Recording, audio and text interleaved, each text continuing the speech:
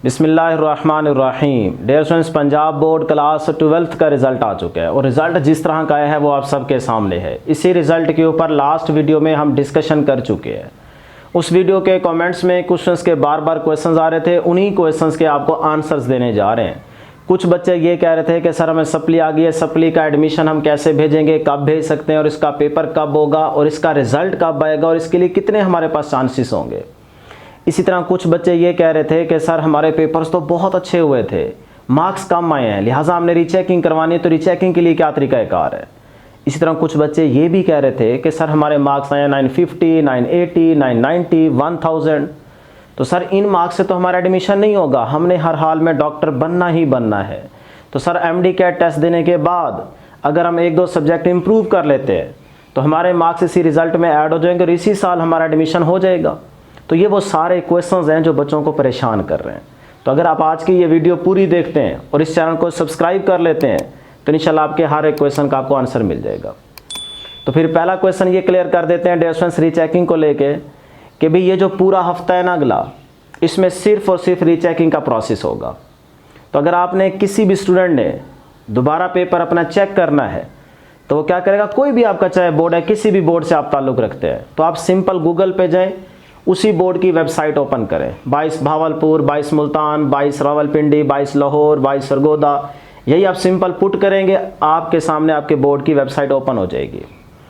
जैसे ही new tab open होगा तो वहाँ टॉप पे मेंशन किया होगा, लिंक ब्लिंक कर रहा होगा, या आप एडमिशन पे भी जा सकते हैं, नहीं तो लिंक जो ब्लिंक कर रहा होगा वहाँ पे मेंशन किया हुआ है, अभी आप चेक कर सकते हैं कि rechecking HSSC 2024 first annual exam.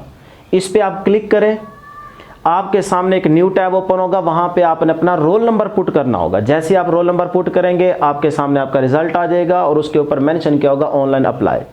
जैसे ही उसके ऊपर क्लिक करेंगे तो आपके सामने सब्जेक्ट भी आ जाएंगे, पूरा फॉर्म आ जाएगा, आपकी पिक्चर मेंशन की होगी।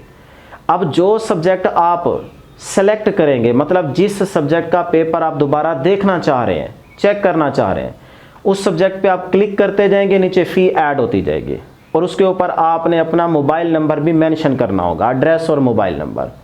उसके बाद आप सबमिट करेंगे, आपके सामने आपका फ़ी चालान आ जाएगा। जैसे ही आप वहाँ पे फ़ी ऑनलाइन अप्लाई करेंगे, पे करेंगे, उसके बाद डियर स्टूडेंट्स आप इस फॉर्म को सबमिट कर देंगे। जैसे आप ओके करेंगे फॉर्म सबमिट हो जाएगा। उसके बाद कुछ दिनों के बाद आपके मोबाइल नंबर पर आपको मैसेज आएगा या फिर कॉल आएगी कि भाई जनाब आप तशरीफ़ लाइए इस बोर्ड में इस टाइम पर और अपना पेपर चेक कर लीजिए।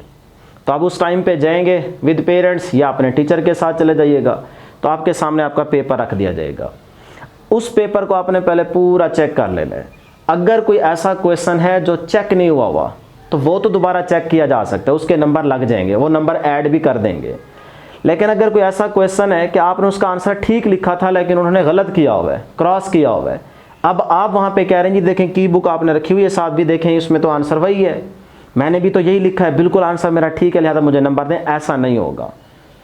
अगर कोई क्वेश्चन चेक नहीं हुआ तो वो चेक करके आपको नंबर दे देंगे, या फिर काउंटिंग, अगर टोटल मार्क्स करने में कहीं पे कोई गलती हुई है तो वो भी आपके ऐड हो जाएंगे, ठीक है। लेकिन ये नहीं हो सकता कि जो क्वेश्चन ठीक किया हुआ है उसको आप कहें जी गलत कर दें, वो गलत कर दें, या जो गलत किया हुआ उसको कहें जी ठीक कर दें, वो ठीक कर दें, ऐसा नहीं होगा। जो चेक हो गया बस।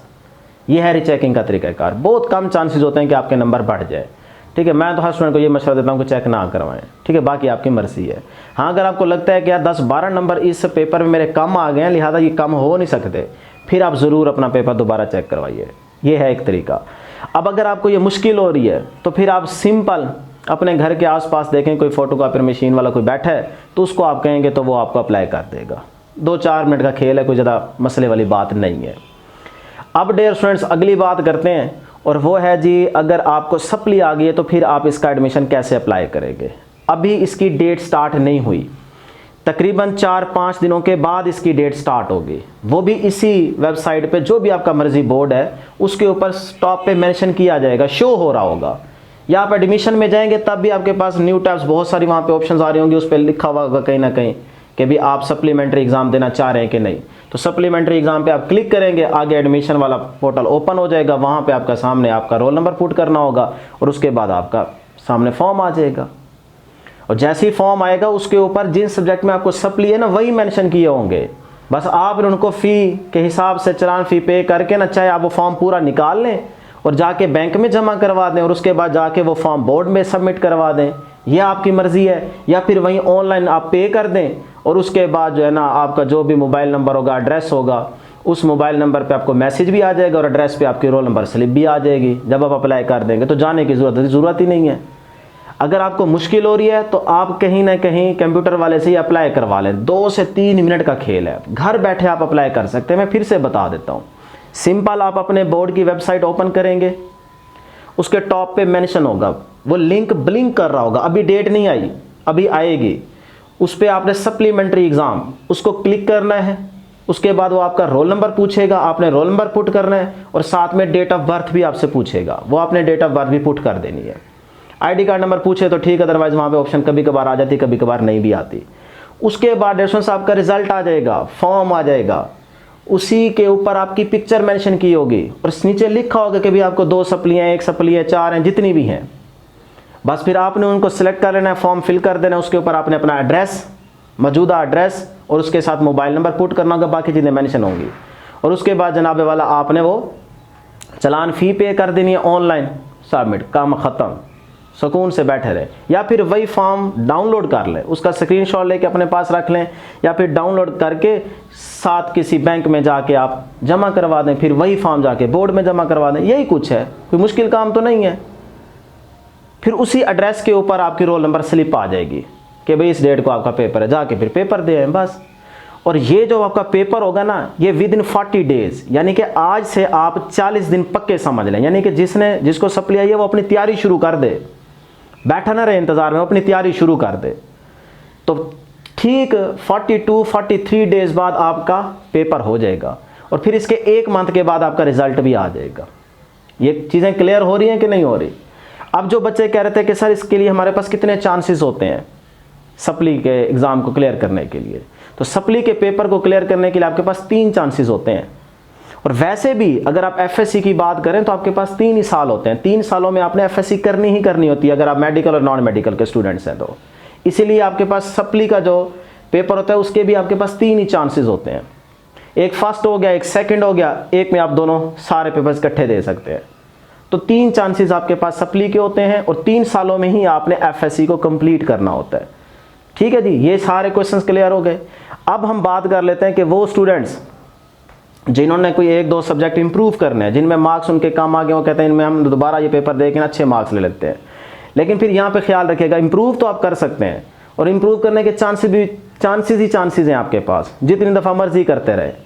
लेकिन ये याद रखिएगा कि अगर आप ये सोच रहे हैं कि मैंने MD-CAT टेस्ट दे देना है, और वो बिल्कुल दे दें आप, वो तो दें, एक्सपीरियंस होगा, आपने माशाल्लाह मेहनत की हुई है, पागल होकर पढ़ना पड़ता है MD-CAT के लिए, तो वो तो आप पागल होकर पढ़ रहे हैं, अल्लाह करम करेगा। लेकिन ये है कि ये याद रखिएगा कि जब आप MD-CAT का टेस्ट दे देंगे और उसके बाद आपने कोई 2-3 सब्जेक्ट इंप्रूवमेंट के लिए आपने सेलेक्ट करने हैं, चूज़ करने हैं, तो जैसे ही इसका आप पेपर देंगे ना, जब तक इन पेपर्स का रिजल्ट आएगा तब तक एडमिशन क्लोज हो चुके होंगे, तब तक गवर्नमेंट मेडिकल कॉलेजेस में एडमिशन क्लोज हो चुके होंगे। आप एडमिशन फिर इस साल नहीं ले सकते, फिर अगले साल ये मार्क्स आपके अच्छे बन जाएंगे, फिर अगले साल आप MD-CAT देंगे, फिर आप एडमिशन ले सकते हैं। तो मेरा ख्याल है कि आप ना करें इस तरह से, 1 साल ज़ाया ना करें, चुप करके आगे बढ़ें, किसी और फील्ड में अपना एडमिशन ले लें। 5, 10, 12 नंबर आपके बढ़ जाएंगे। तो 10-12 नंबरों से क्या होता है, 27 मार्क्स पे 1% एग्रीगेट में काउंट होता है FSC का।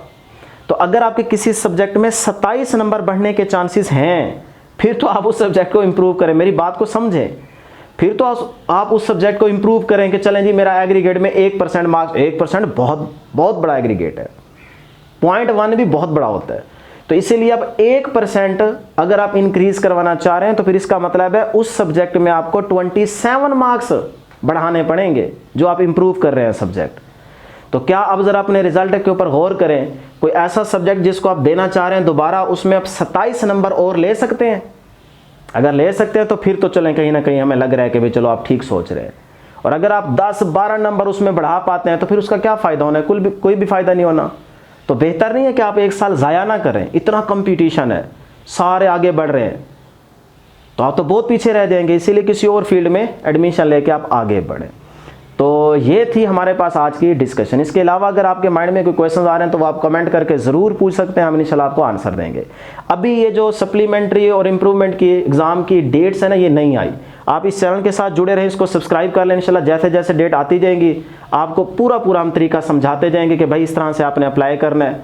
अभी आप वेबसाइट चेक करेंगे तो वहाँ पे कोई लिंक इस तरह का शो नहीं हो रहा, और वेबसाइट भी वैसे हैवी हो चुकी है। अभी मैंने ओपन किया, नहीं तो मैं आपको कोई सी वीडियो के अंदर दिखाता। ठीक है, तो अभी कुछ दिन आप वेट कर लें, 3-4 दिन। लेकिन ये याद रखिएगा जिन स्टूडेंट्स को सप्ली है वो सप्ली की तैयारी शुरू कर दें साथ साथ थोड़ी थोड़ी, क्योंकि ऊपर से एमडी कैट भी तो देना है ना। तो वो जिस तरह भी प्लान बनता है वो आप बना लें, देख लें। अदरवाइज हम एक अलग वीडियो में आपको सारी कैलकुलेशन करके एक पूरा प्लान दे देंगे, भाई आपने इस तरह से तैयारी करनी है सप्लीमेंट्री की एग्जाम की, पेपर की, और या इम्प्रूव अगर कोई आप सब्जेक्ट करना चाह रहे हैं तो उसकी तैयारी इस तरह से एमडी कैट के साथ साथ अभी शुरू कर दें, अभी शुरू कर दें। ठीक है, लेकिन ज़्यादा फोकस आपका एमडी कैट पे ही रहे, क्योंकि अगर वहाँ पे आपका छक्का लग गया, पेपर आसान आ गया और आपका तुक्का ठीक लग गया, 190+ मार्क्स आ गए, तो फिर तो कोई मसला नहीं है। यहाँ आप 20-25 नंबर के एफएससी में टेंशन लेके बैठे हैं, वहाँ से आपका छक्का लग जाए 2-4% का, तो आपकी मौजे एडमिशन हो जाएगा। तो इसलिए थोड़ा सा फोकस रहे आपका एमडी कैट पे, और फिर उसके बाद अगली बात सोचिएगा। तो ये थी हमारे पास आज की डिस्कशन। हमारी दुआ आप तमाम स्टूडेंट्स के साथ, अल्लाह पाक आप तमाम स्टूडेंट्स को कामयाब करे। आमीन आमीन ज़रूर कमेंट में लिख दीजिएगा। इंशाल्लाह नेक्स्ट वीडियो में जल्द मुलाकात होगी। अल्लाह हाफिज़।